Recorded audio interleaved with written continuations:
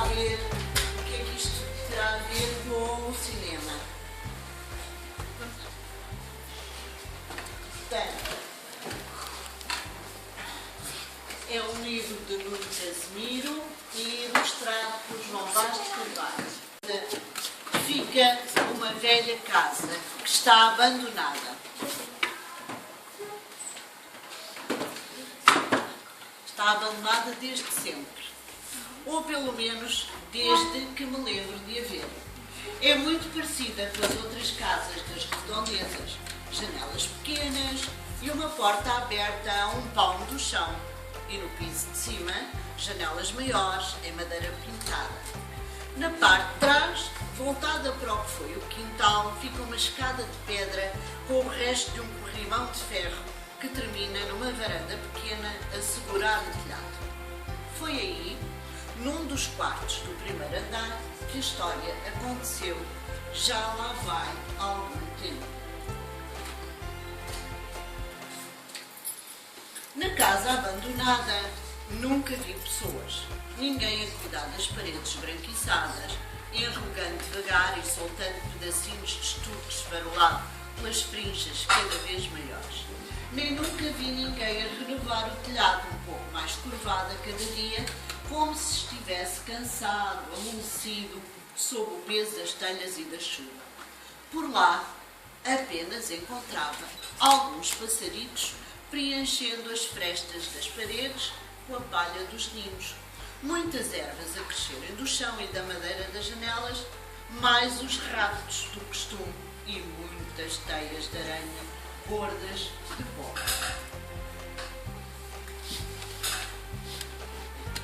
Durante muito tempo, a casa foi o destino final dos meus passeios noturnos, ou de fim de tarde. Isto porque sou um todo nada preguiçoso e de dia o conforto de uma eira solarenga puxa-me à mandrice. O que é de fazer? Eu que gosto de dias pacatos, só quando me sentia mesmo aborrecido é que me levantava da moleza da tarde. Nessas alturas, dava uma voltita pelo quintal e acabava a assustar as galinhas. Mas era só para as ver esvoaçar com aqueles saltinhos ridículos. Na verdade, sempre achei as galinhas um bocado idiotas, com aquele ar desconchavado, movendo-se aos solavancos como as figuras do lençol do Sr. Antunes. Assustá-las era uma forma de agitar as horas, de trazer para casa essas imagens luminosas que, como se verá, também entram na história.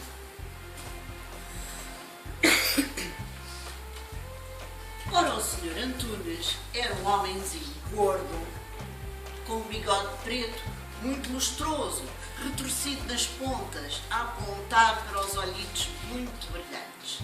Sempre agitado, mexendo muito os braços, tagarelando sozinho, enquanto preparava a noite. Aparecia uma vez por semana no largo da igreja, com uma carripana muito velha, carregada com uma espécie de grande lençol branco, que mais tarde se encheria de luz e das tais figurinhas quase sempre desengonçadas como as galinhas, atiradas por uma máquina montada na parte de trás do carro. Em menos tempo do que demora a dizê-lo, tirava de caixas de metal uns enormes rolos de fita escura que encaixava na máquina da luz e apontava tudo ao tal lençol bem esticado do outro lado do lado. Depois, enquanto a assistência não chegava, sentava-se a roer uma maçãs enorme. Só depois do jantar começavam a chegar as pessoas. Traziam um banco debaixo do braço e umas moedas para o Sr. Antunes e sentavam-se à espera que a sessão começasse. Toda a gente com roupa domingueira. Os rapazes de cabelo brilhante penteado para trás. As raparigas com vestidos coloridos e tranças refeitas. Os mais velhos e as crianças mais pequenas à frente. E os rapazes mais crescidos a tentarem esconder-se com as raparigas mais atrás. Havia sempre um burburinho nervoso antes da sessão começar, com os bancos a riscarem o chão no adro à procura do melhor sítio. Os casalitos a aconchegarem-se discretamente e os pais a controlarem o namoro das filhas. Do alto da janela, o padre Rezende sempre vigiando as imprudências à espera de algum deslize, no lençol ou na plateia, para berrar: isto não pode ser, vão já todos para casa. Era o que mais faltava, estas indecências em frente à igreja. Nessa altura, havia quem ficasse. Alguns fingiam que não estavam ali e outros tentavam acalmar o padre com as frases do costume: é a juventude, deixe lá. Ou então: isto é tudo a fingir, Nosso Senhor não se vai importar. E o padre Rezende lá acabava por se calar. Era sempre assim. Eu sei que não parece muito. Uma vez por semana, enquanto durava o espetáculo, as horas deixavam de contar. A bicharada calava-se e parecia que o mundo inteiro se condensava numa folha de pano cheia de luz. A única coisa que se ouvia era o traque-traque das rodelas enormes de fita enquanto giravam na traseira da carripana do Sr. Antunes. Durante aquele tempo ficavam todos suspensos das figuras pequeninas que iam aparecendo, dos homens a cavalo, dos carros a fumegar, gente que ria e gente que chorava a encher o largo da igreja para a semana toda.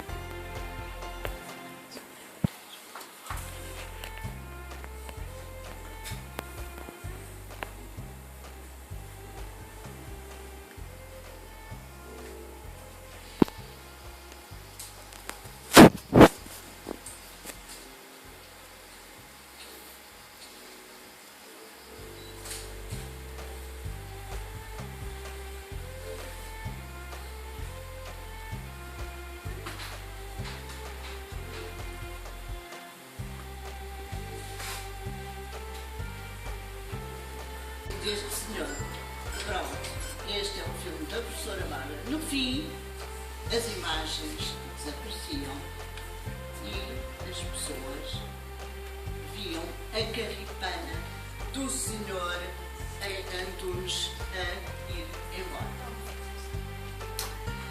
De onde vinha e onde se escondia aquela gente toda que passava no lençol foi coisa que sempre me intrigou. Até que descobri um mistério ainda maior. Estava na casa abandonada, no alto do fundo da vila, no quarto pequenino da velha casa, ao cimo da escada, havia um buraco no chão. Quer dizer, estava bastante esburacado o soalho velho, com rombos maiores e outros nem tanto, por onde os ratos mais pequenos fugiam assustados, e depois havia um especial. Era quase redondo, mais ou menos do tamanho de uma bola de futebol, e tinha o mundo todo lá dentro, mas só à noite. Durante o dia apagava-se e servia de ninho ao pó e a algumas aranhas. Descobriu por acaso numa passeata noturna a esticar as pernas pela casa abandonada. Subi a escada por nenhuma razão especial e acabei no quarto pequeno, atraído por uma luz que saía do chão. Espreitei a medo pelo buraco iluminado e vi um mundo de coisas penduradas no ar, como as figuras no lençol do Sr. Antunes. Do fundo das tábuas vinha uma paisagem diferente, atafolhada de casas enormes e muitos carros, muito fumo, muita agitação. Havia gente a correr de um lado para o outro, como os miúdos no recreio da escola, e um gato, pardo como eu, junto de um velhote sentado num grupo cinzento. Passei a noite a olhar aquilo. Gente a correr o tempo todo, cada vez mais carros e mais barulho e mais corridas. Só o velho e o gato continuaram quase parados, voltando-se de vez em quando a descansar melhor o corpo ou a agradecer quando alguém atirava uma moeda. Quando a noite se desfez no dia, o buraco apagou-se, diluiu-se a luz na claridade da manhã e desapareceu por completo. Intrigado, voltei na noite seguinte. Aquele pedaço de chão roto estava de novo iluminado. Dessa vez mostrava um charco enorme, com as margens cobertas de espuma, sempre a mexer-se, com pessoas despidas a deslizarem na água ou estendendo-se num areal ao sol como gatos.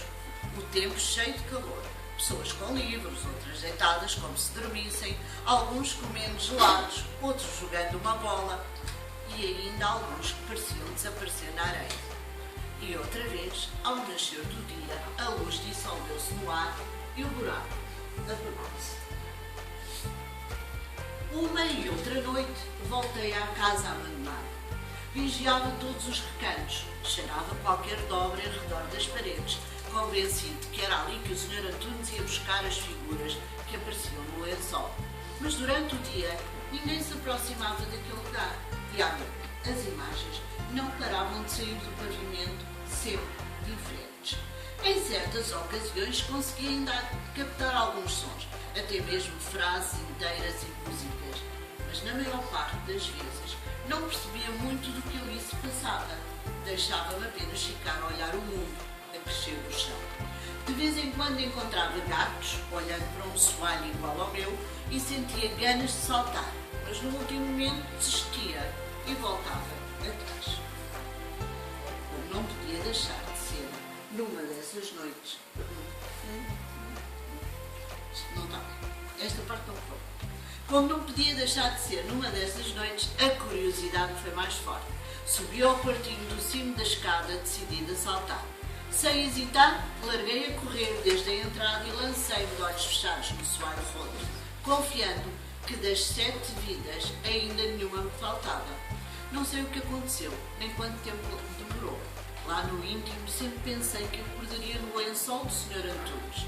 De olhos fechados, imaginei-me a acordar desengonçada atrás das galinhas no adro da igreja, com toda a gente a rir-se de mim e o Sr. Antunes a arrumar-me depois na traseira da carribeira. Para meu espanto, quando abri os olhos, estava num quarto igual ao da casa abandonada do fundo da vila, mais ou menos do mesmo tamanho, com a janela e a porta no mesmo sítio, mas desta vez sem buracos no chão. Tinha as paredes pintadas, um armário enorme, uma cama de madeira e cortinas na janela, até um par de chinelos descobri mesmo ao lado da cama e eu era um menino. Portanto, ele começou um gato e acabou um menino como por magia. É isso que é o cinema.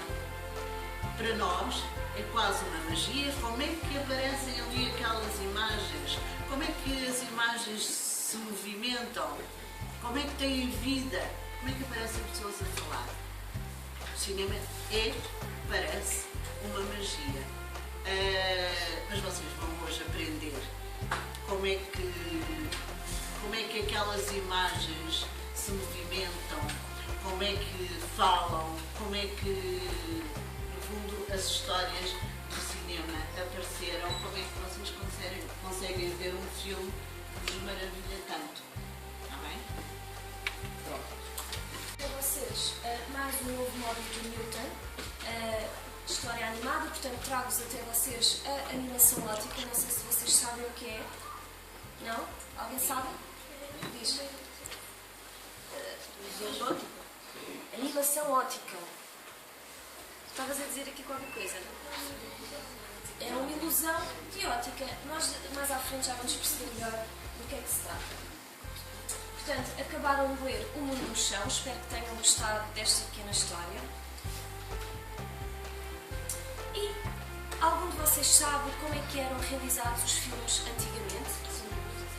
Eram fitas que não tinham fotografias queria fazer um filme. Exatamente, portanto, todos nós sabemos, mesmo aqueles que não sabem como é que eram feitos os filmes antigamente, todos nós sabemos que os filmes antigamente não tinham a mesma qualidade que têm os filmes hoje em dia, certo? Já é como se... Já é por computador, etc., já é mais à frente, como te estou a dizer. Mas Mas os filmes antigamente, que era, como é que tu te chamas? André. Como o André estava a dizer, e muito bem, os filmes antigamente eram realizados por películas, que eram, nós temos aqui uma pequena imagem de uma película, em que cada quadrado aparecia uma imagem ou uma fotografia. Depois o que é que acontecia, André? Essas imagens eram todas compiladas, não é? E formavam um filme. Portanto, iam para uma máquina de projeção, eram passadas a uma determinada velocidade e, portanto, era assim que eram feitos os filmes antigamente. Para terem uma ideia, um filme de animação, um filme tradicional, necessitava de 24 fotografias por segundo.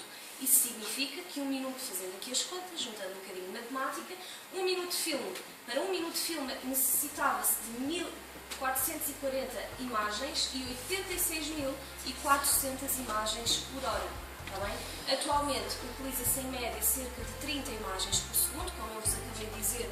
Quantas mais imagens por segundo tivermos, melhor a qualidade do filme, portanto, mais reais nos parecem os movimentos. Como é que eram projetadas essas películas? Como eu vos disse há pouco, essas películas iam para uma máquina de projeção e, portanto, essa máquina de projeção passava as imagens a uma determinada velocidade e essas imagens eram projetadas num lençol branco, como era o caso do livro que a vossa professora vos acabou de ler, do Sr. Antunes, não é verdade? Ou então numa parede branca. Quando ainda não existiam máquinas de projeção, eram utilizados destiladores que eram adaptados para canalizar a imagem para essa parede branca. Está mesmo a fazer as personagens à memória, ele é muito habilidoso. Isso agora não me perguntes como é que eu consegui fazer, ele lá tinha a técnica dele. Ele deve ser artista plástico. Temos aqui a fuga das galinhas. A fuga das galinhas. Não é verdade? E agora vamos então, já chega de blá blá blá, vamos então passar à parte prática. Aquilo que eu vos tinha perguntado há pouco era se sabiam o que é que são animações ópticas. Aqui a Rita, a vossa colega Rita, disse-vos que era uma ilusão de óptica. E acaba por ser. Vocês estão divididos em 5 grupos. Cada grupo vai ficar com uma animação óptica diferente, para depois poderem mostrar aos vossos colegas. Se vocês fizessem todos a mesma, não tinha grande piada. Já vos vou colocar em cima da mesa um material necessário. Está bem? Mas o que é que acontece? Todas as técnicas, malta, todas as técnicas têm por base a mesma ideia. É a realização de desenhos, não é? Desenhos de uma coisa estática, uma coisa fixa, e nós depois vamos dar movimento a esses desenhos. Está bem?